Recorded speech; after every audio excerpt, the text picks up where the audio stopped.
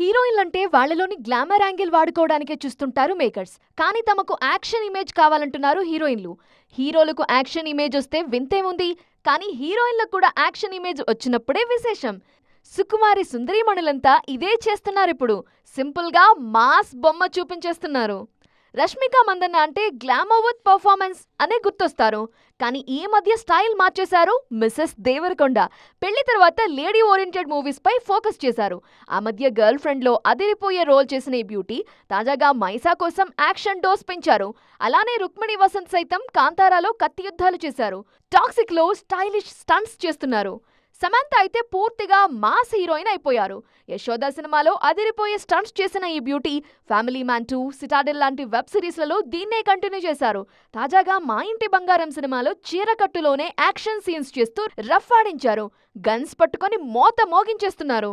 నయనతార ఎప్పటినుంచో యాక్షన్ పాత్రలు చేస్తూనే ఉన్నారు. ఆ మధ్య జవాన్లో అదిరిపోయే యాక్షన్ చేసిన నయన్ రెక్కై కోసం బాకు పట్టుకుని పెద్ద యుద్ధమే చేస్తున్నారు. వారణాసిలో ప్రియాంక చోప్రా సైతం అదిరిపోయే స్టంట్స్ చేస్తున్నారు. ఈ సినిమా కోసం ఆమె ప్రత్యేకంగా శిక్షణ తీసుకున్నారు. మొత్తానికి హీరోయిన్ల చూపంతా ఇప్పుడు యాక్షన్ రోల్స్ వైపు వెళుతోంది.